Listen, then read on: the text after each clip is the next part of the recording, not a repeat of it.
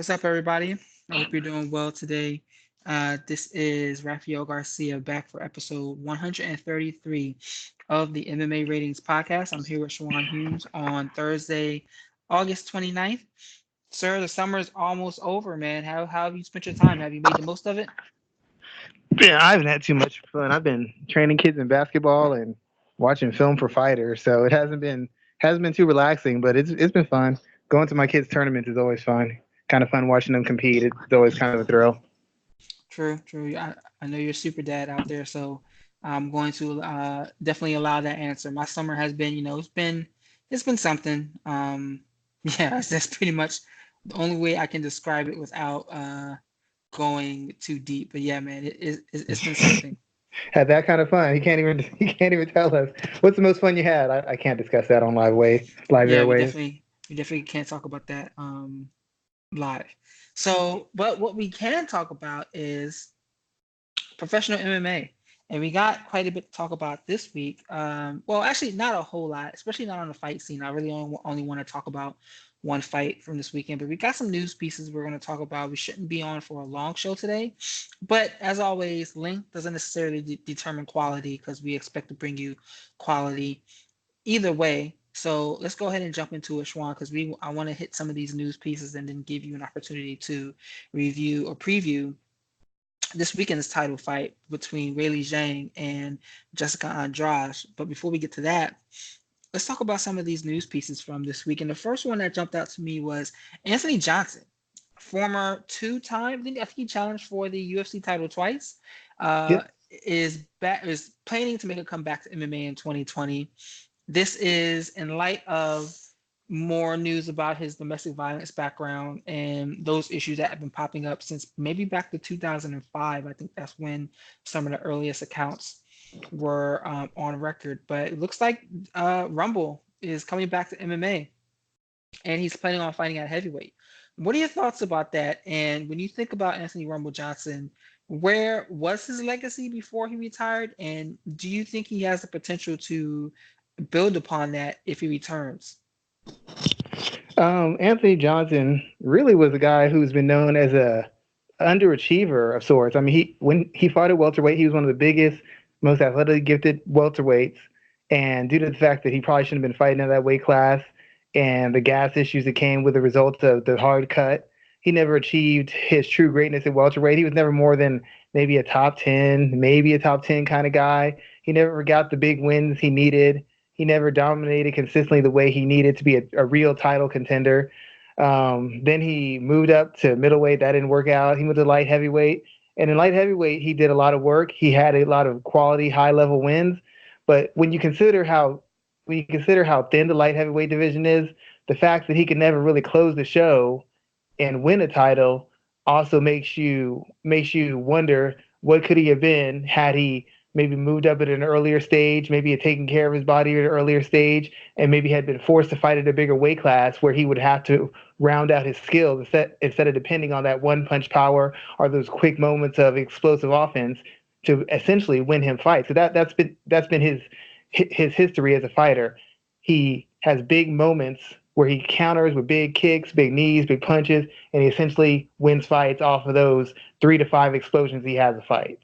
And he'd been able to get by with that so long that he really hadn't developed an all-round game as far as being able to hang in extended wrestling exchanges, being able to hang in extended grappling exchanges. And when guys got him in extended exchanges, his whole game fell apart. And you saw it happen routinely against the elite level fighters in every weight class. So he's one of the great athletic talents and probably mixed martial arts, and definitely UFC, maybe mixed martial arts. But he's also one of the guys who never reached the full level of those athletic talents and that physical ability. He never won the title. He was always basically number two in the division. In the case of light heavyweight, he was number two to the number two in light heavyweight, losing to Daniel Cormier both times in fairly one-sided fights. He'd have like a brief moment of success, and then essentially, after Daniel didn't fold, he lost the fight. And that's pretty much how the entirety of his career went. In tough fights where he was forced to have to fight back and grind through things, he essentially lost. So I'd say a great talent, a dangerous fighter, but a fighter who never really whose resume never really matched his actual talent and ability.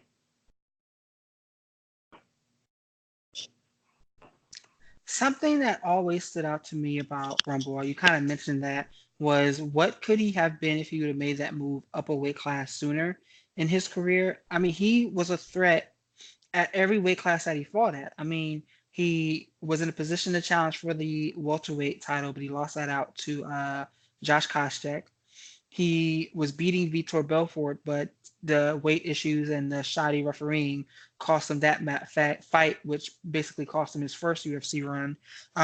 He got the 205. I think he fought for the title twice at 205, both against Daniel Cormier. I mean, I remember when he starched Alexander Gustafsson, and that basically, even though everyone knew he had big punching power and that he was a scary hitter, that right there caused everyone to kind of take a step back and look at him differently. He is someone who, I don't want to say could have been so much more, but was definitely something to watch. And I am interested in his return. I don't think he is going to be able to go on a run like some people think he'll be able to go on a run, but he's definitely an attraction. And I believe that the UFC will waste no time in bringing him back in and figuring out a place for him to get some big fights. I think he has a chance at heavyweight. As you know, heavyweight's almost as thin as light heavyweight as far as skill wise and really multi-dimensional fighters. You got guys who wrestle strictly and can strike competently, guys who can strike pretty well and wrestle competently. The skill set isn't like it was where you have really balanced guys and really seasoned guys and really experienced guys. Heavyweight has the same problem that light heavyweight has. You have a bunch of underdeveloped, underseasoned fighters who get by on physical tools, and then the minute they face a veteran who knows some of the veteran tricks, has some veteran poise, has a little bit better sense of timing and distance management, they get tuned up. We've been watching Glover Teixeira at light heavyweight knock guys off for years, and even Andrei Arlovsky, even in the fights he's lost against these young up and coming heavyweights, a lot of them haven't looked really great against him. In fact, the last two young guys who beat Andre, they didn't look spectacular. They like won close contested fights with a guy who's supposed to be easy to knock out, yet none of these young guys are knocking him out. A guy who's supposed to be easy to wrestle, yet none of these guys are out wrestling him. So I think Anthony Johnson, he'd be one of the better athletes at heavyweight. He's still going to be one of the faster and quick twitch guys at heavyweight.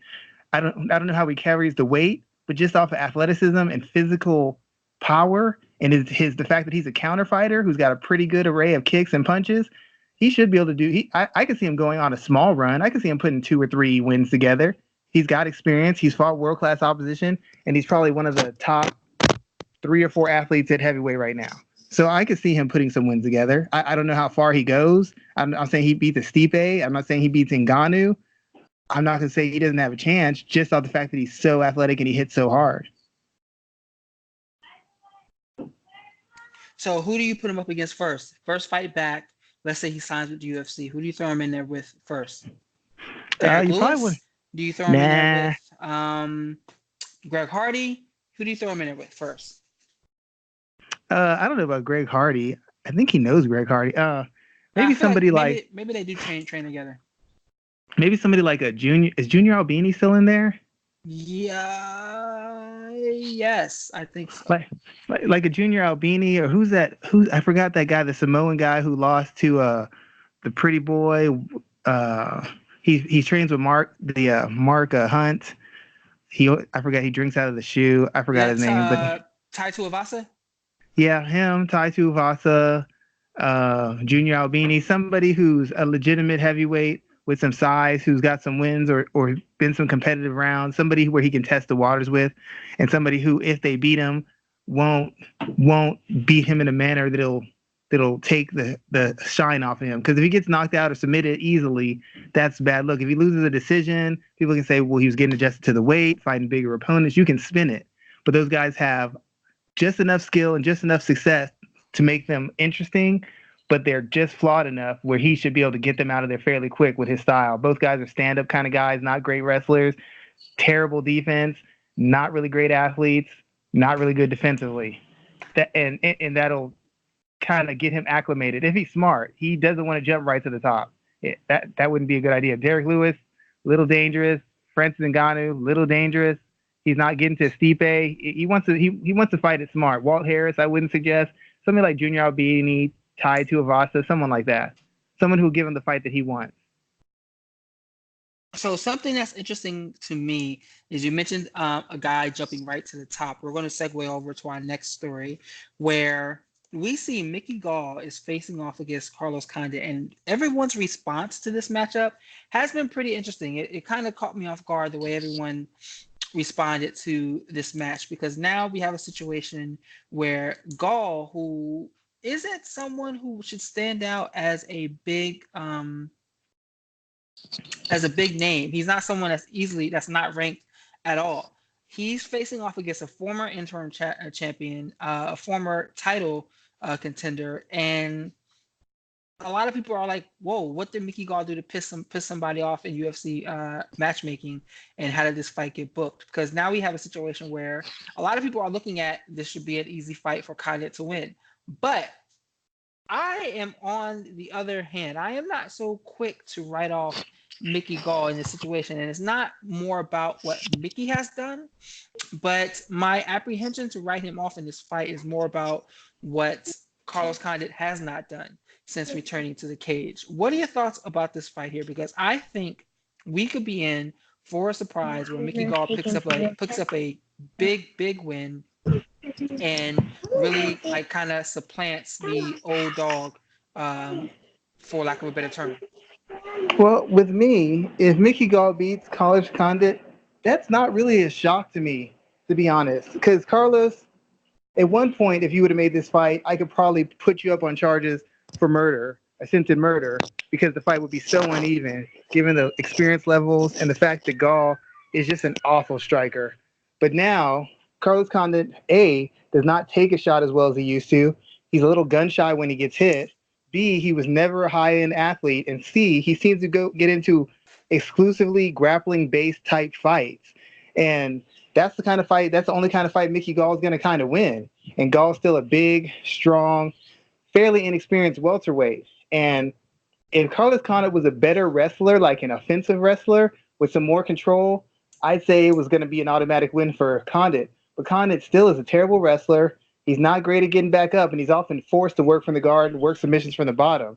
And if that's what he's going to do against Gall, I can see Gall essentially winning a decision. I mean, this is the best case scenario for Carlos Condit, a guy who's not a big hitter, a guy who's not a very seasoned striker, who's not a very seasoned fighter, and a guy who's gonna exclusively come to kind of grapple him. Condit's a good enough grappler, but his wrestling is just so bad. It's just so bad, and he gives up position so much. I can see Gall getting a decision. If Gall finished him, that'd be a fairly big statement. That'd be a fairly big statement. But I can see Gall getting a decision, maybe just ground and pounding, controlling him to a decision. I can see Gall getting finished and beaten too. But if he's got a chance to win this, I think it's going to be by decision, by controlling position and threatening with submissions. So what's interesting about this is I decided to crack open not Mickey Gall, excuse me, Carlos Condit's record. He's 2-8 in his last 10 fights going back to 2012. I didn't realize they had gotten that bad. You're losing to guys who are much better than Mickey Gall. Let's not forget that. Let's not forget that. I mean, he lost to Michael Chiesa back in December, Alex Oliveira in April of 2018, Neil Magny before that, Damian Maia, Robbie Lawler, and then Tyron Woodley back in UFC 171. That was that knee injury. Before that, Johnny Hendricks, and then George St. Pierre. He's beaten Martin Ketman and Thiago Alves since. But I mean, that's pretty interesting to me looking at that list. I mean, you could compare it to Mickey Gall. Put it like this: if Carlos Condit in his last 10 fights is 2-8, Mickey Gall's professional record is 6-2. So that really that really tells you like some comparison there. Mickey Gall last fought in August of this year, where he got a decision victory over Salim to Ahari. I mean, he hasn't. If you look at his record, I mean, you could easily argue that either Sage Northcutt or CM Punk is his biggest win. Yeah, the fact that the funny thing is, beating a guy who's 2-8 in his last 10 fights would be the biggest win on Mickey Gall's record. That tells you a little bit about how good Mickey Gall is and how he's perceived by most opponents, by the UFC and by the MMA world at large. I mean, I know he's not a name per se, but Mickey Gall is more of a name than he is a legitimate fighter. Let's just be straight up about that. if Northcutt could really wrestle worth a damn, or had defensive wrestling, he would have beaten Gall. He just couldn't wrestle him on any level. He couldn't reverse, couldn't get up, couldn't hit scrambles to get back to his feet. Against a guy who could wrestle and a guy who had some conditioning and could put some muscle on him. I mean, a shop-worn Diego Sanchez, I mean, beat him from pillar to post. Diego Sanchez handled him and did so easily. So Gall isn't as good as he thinks he is, and he isn't as good as as his name may say that he is. He's still a young fighter who got an opportunity because he fought CM Punk. And a lot of the wins he's had has been against guys who were fairly one-dimensional or just fairly flawed fighters. In this case, at this stage, Carlos Condit does not have the durability or the energy to overshadow the flaws he had, which is his wrestling and the durability which he used to have that he no longer has. It seems like guys who can't even hit now are shaking him up. That's what gives me the confidence to pick Mickey Gall. Because if all things are even and Carlos Condit is half the fighter he used to be, he knocks Gall out. He knocks him out. He submits him. But Condit just hasn't looked nearly as explosive or durable or aggressive as he had in this second incantation of his career, the UFC. So let me ask you this: is this a loser leaves town fight? Do you think the person who doesn't get their hand raised is on their way out of the UFC? I could I could see Carlos being out. I mean, he's 2-8. He's going down the tail end of his fight. If he can't beat Mickey Gall, what is he really doing in there? I mean, Oliveira is not a bad loss. Magny's not a bad loss. Kasea is not a bad loss. These people aren't bad losses. Losing to Mickey Gall, for all intents and purposes, should essentially eliminate him as even a middling fighter in the welterweight division. So if Mickey Gall loses, that's nothing. They're not getting rid of him. He's a young guy. He can talk. He's got a little bit of a fan base and a name. They can just have him fight another unseasoned guy or a lower level guy and build him back up. See if they can build him back up. But for Carlos Condit, yeah, I can see this being his last fight in the UFC if he loses. I can see being the last fight in the UFC if he wins. He might win and say, you know what, want to go out on a win, leave my gloves in the cage, true. and I'm out. I didn't think about that. That's also true there. Let's move on to our next item here where we have, and it's not really an item. I just want to kind of make everyone aware. So if you haven't been watching the real MMA news per se, the UFC antitrust lawsuit has been going on this week, and it's been going on, I think, out in Las Vegas, and there's some interesting news bites that come out of it.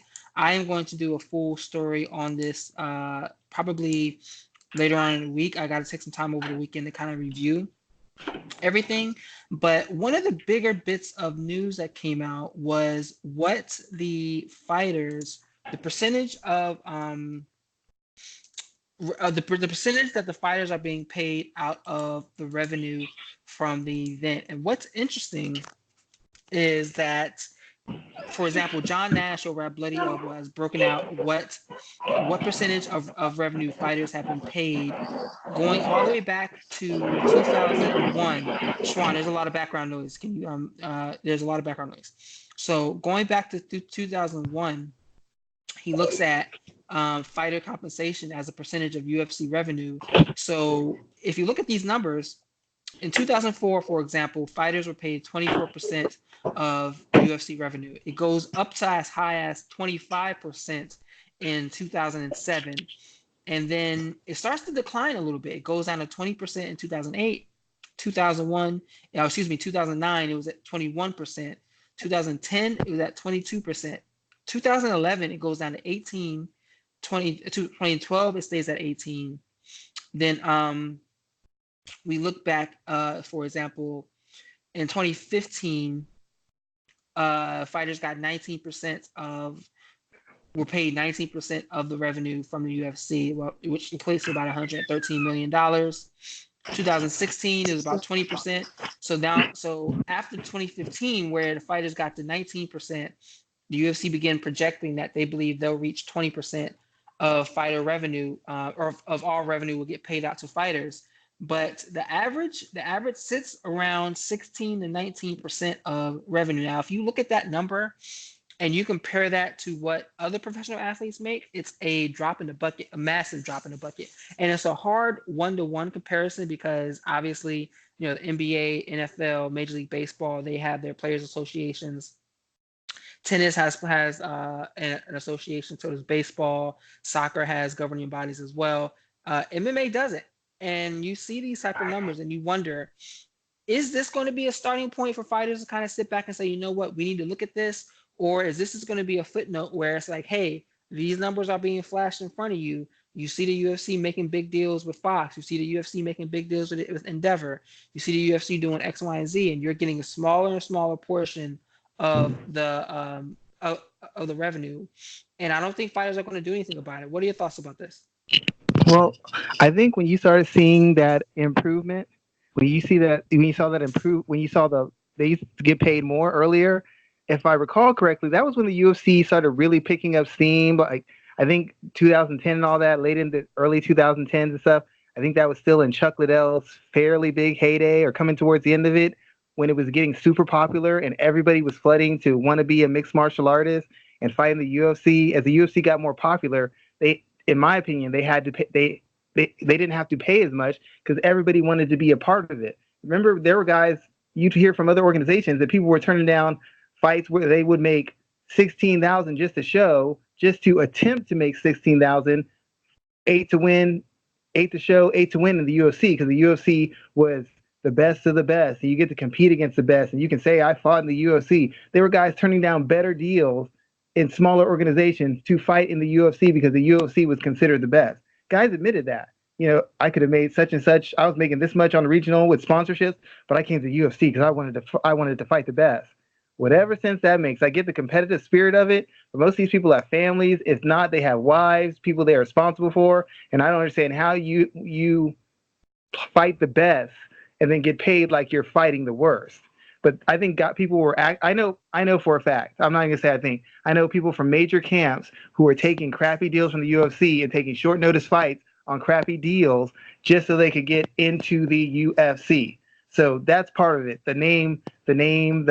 The popularity of being in it. Second of all, the UFC, the difference with MMA is in professional sports, you make a certain amount of money regardless, whether you're a good team or a bad team, but you don't maximize the money unless your team specifically is winning or so has won so much and is so popular that they just have a huge fan base. The Cowboys, whether they're winning or losing, have a huge fan base. They don't have to win to get attention. But somebody like Seattle Seahawks, maybe they have to win. Maybe the Minnesota Vikings have to win.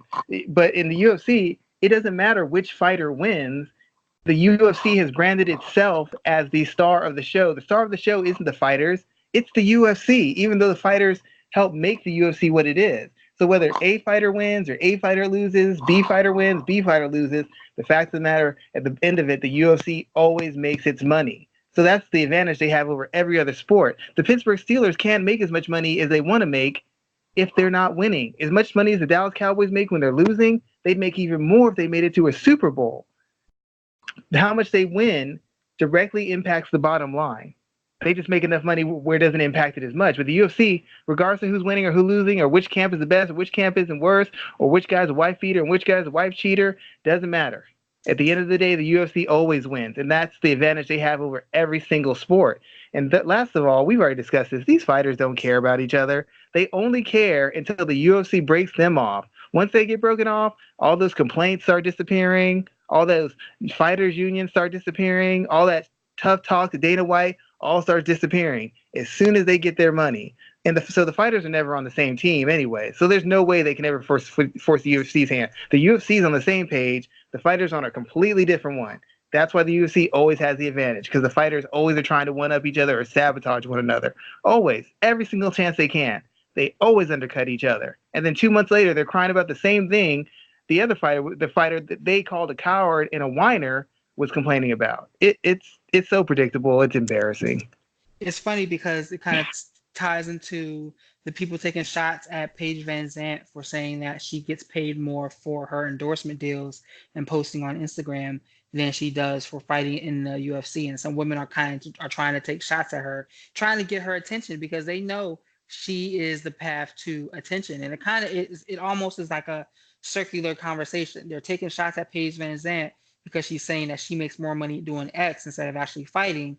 And they're trying to incite her to fight them so they can maybe siphon off some of her popularity. It's a very comical and circular conversation that is unfortunate to see. I'm not mad at Paige Van Zandt. She did what she needed to do, got in there and fought, promoted herself, built up her brand.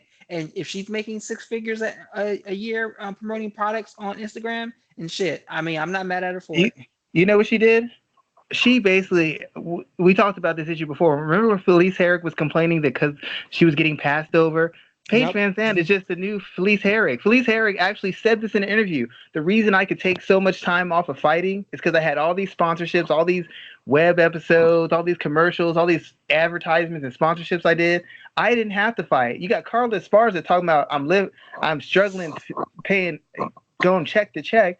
Felice Herrick didn't fight for like almost a year and a half, and she was good because she played the game. And the worst part is all these fighters. It's the same thing when they complain about Conor McGregor. Oh, I don't talk trash like him, or I'm not a fake pretty girl like Paige and Felice. They're so phony with their makeup and their thongs. Then why are you calling them out? Why don't you call out an equally unpopular fighter with no sponsorships? Because you want to benefit the same. Oh, I just want to expose her. No, you don't.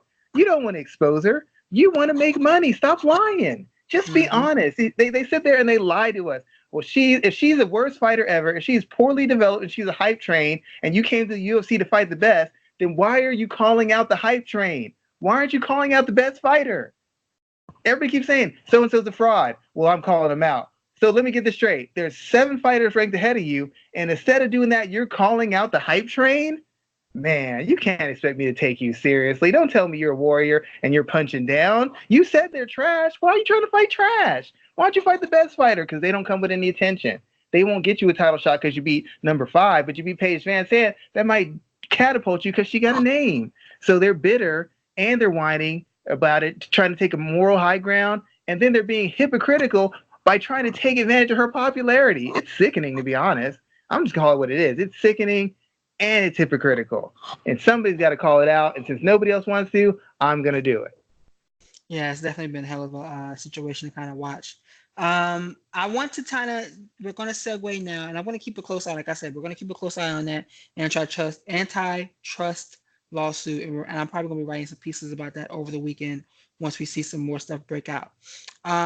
Let's see what's next. Let's talk about this fight from Saturday where we have Weili Zhang versus Jessica Andrade.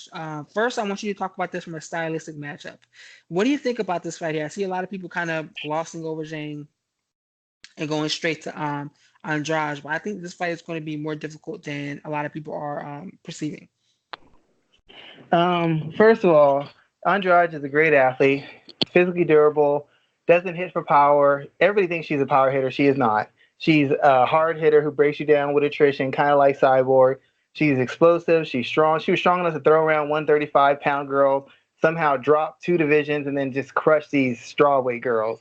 The best thing about her previously was that her camp understood who she was as a fighter, understood her physical attributes, and they built a style based around those attributes. The forward pressure, the big slams, the hooks to the body, the volume, that all works because they recognize they've got an exceptionally explosive, exceptionally strong, and exceptionally cardio based and durable fighter. It's kind of like what Carolina Kovacevic's camp did, except they thought that Carolina was with like on Jessica Andrade, and the fact that she doesn't have those tools is what's been getting her beat the fuck up for the past 2 years. Jessica Andrade's team plays to her strengths, and they add little strategical areas of improvement that allow her to get past the fact that technically she's awful. My concern for this fight is 1, she's facing another girl who's physically durable. 2, she's facing a girl who also fights at pace and there's a high volume. 3, she's facing a girl who actually uses more of the tools because Andrade is pretty straightforward with the body, hooks to the body, big wing, hooks to the head, the big slams, the forward pressure. Her opponent has a little bit more diversity in her footwork offensively. She throws a wider array of strikes. And as far as her actual punching technique, she's a little bit cleaner and brings her hands back to defensive position a little bit better than Andrade. And she transitions from striking to grappling better than Andrade. The question is, how does she handle fighting an opponent who is possibly stronger, possibly more durable, just as equal cardio base, and has a higher level experience facing world class opposition? That's really the question we have against Andrade. I don't think Andrade is as good a fighter, but strategically and based off what she's done and who she's beaten, you can't really compare their level of opposition. The one thing you have to be concerned with is recently Jessica Andrade said, well, "I've changed everything for this camp. You're going to see a whole new, more technical Jessica Andrade." Let me tell you something. You don't become technical overnight.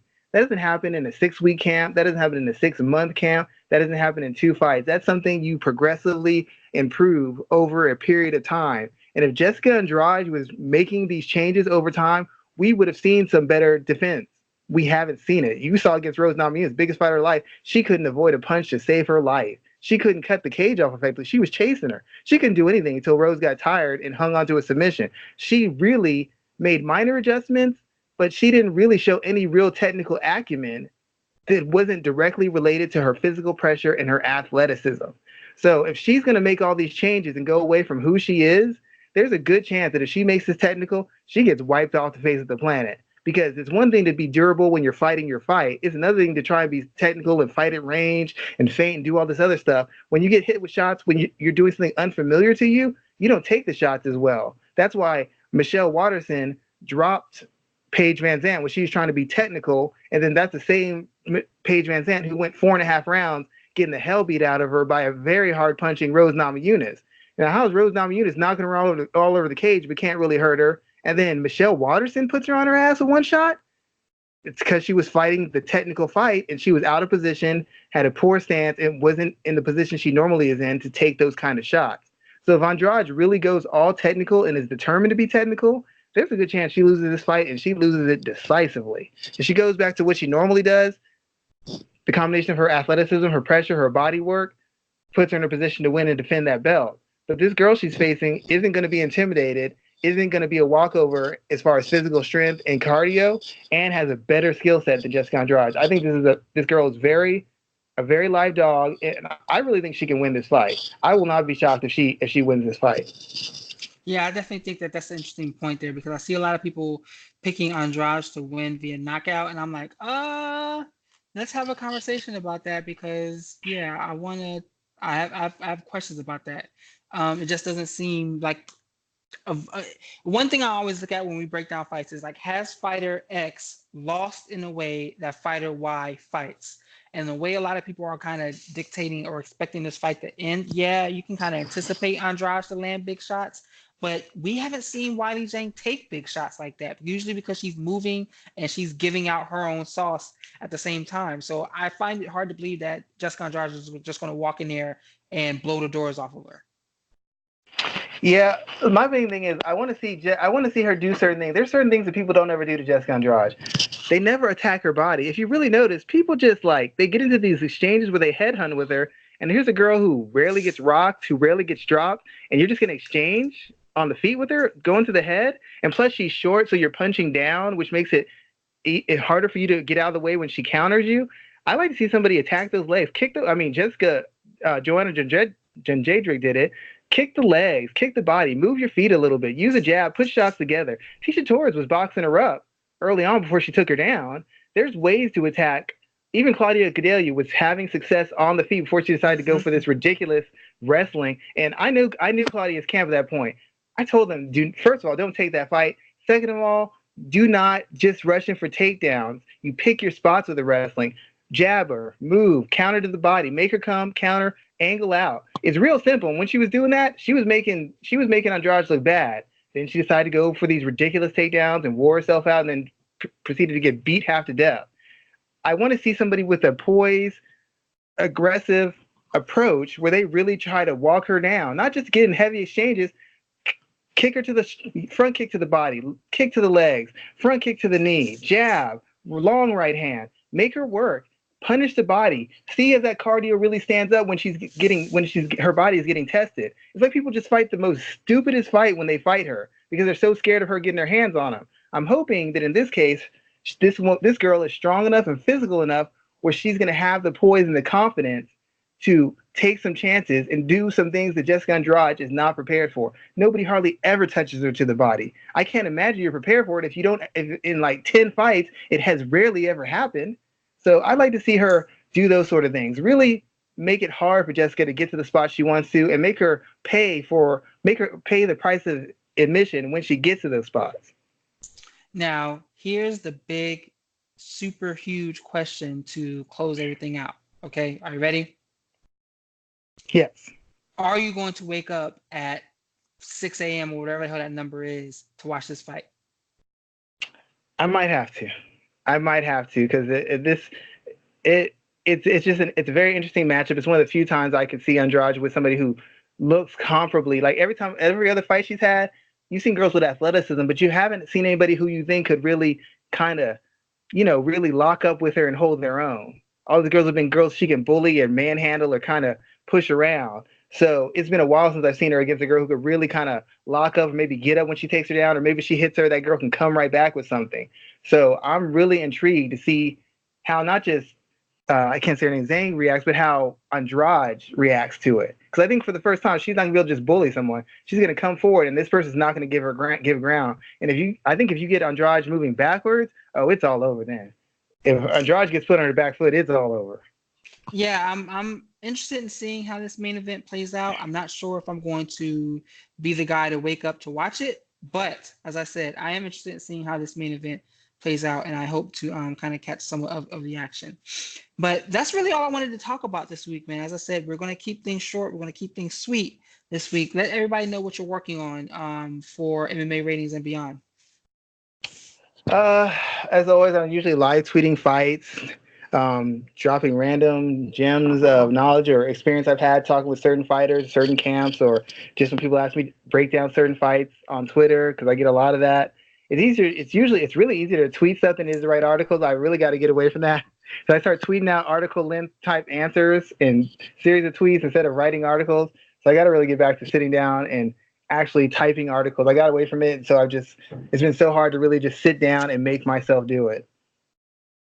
True, I definitely understand. This is a big weekend in pro wrestling where the newest promotion, AEW, is launching yet another. It's probably its first real big pay-per-view on Saturday. So I will be covering that. I have some other professional wrestling stuff to cover as well, such as the Pro Wrestling 500. You'll hear me talk about that on Friday during the podcast. But yeah, man, that's really it. Like I said, I'm gonna be covering the UFC antitrust situation. I might try to cover Polaris this weekend, which is a grappling event. But that may interfere with my pool party shenanigans that I got planned for Saturday. So I might just have to Can't throw have that that. all. Can't have Man, that. you can't. It's good. It's the end of this. It's the end of the summer, and we're just gonna do some ratchet shit. I'm just gonna go ahead and put it out there. I might go to jail, or I might be the person who jumps off the roof into the pool this year or something like that. So, Raphael, I Raphael, mean, Raphael. what? I don't need to when the next week comes around. I don't need that call. Accepting a call from Yeah, inmate one listen. six four seven. Let's get the show going, Schwan. You call from jail, man? Come on. The show must go on. B, you got to have some bail money in on deck. Like that's the deal. You know, I We had some money I was gonna spend. I'm keeping it safe this weekend just in case. There you go, sir. On MMA ratings, we have our what's all known as our bail money fund, which is a secret pot of money that we have. That sometimes we just gotta say we gotta get somebody out of jail, and it might be me this weekend. I'm not Yeah. even gonna front. I'm gonna keep Mike on I think he's got a fund just in case, so we'll keep him on watch too. That's how we do it. But all in all, man, thanks again for another great show. We'll be back. Actually, we will not program note. We will not be back next week because I am traveling for work. It may be a solo show, but I'll let Schwan know. Maybe we'll be on. It just really kind of depends. It might be a later show on Thursday. Same thing with Friday. But we'll keep you You going to abreast. Europe You going to Europe? Where you going? You get the private jet taking you this week? No, not this week. Not next week. I mean, I'm going to Boston for a work conference, and Thursday is like the day before the day before last day. So we'll see how it goes down. We'll see what type of energy I have because we're going from like 7 a.m. to like 8, 9 p.m. So we'll see how it goes. No. Hey, well, be safe on your trip. Be safe this weekend. Be safe on the trip, man. I will try. I can't promise this weekend, but I will at least be safe on the trip next week. All right, man. Thanks as always, everybody. Appreciate the support, and we will see you next week. I mean, excuse me. Raphael will probably see you next week. If not, we'll see you the week after. That's right. Have a good night, everyone.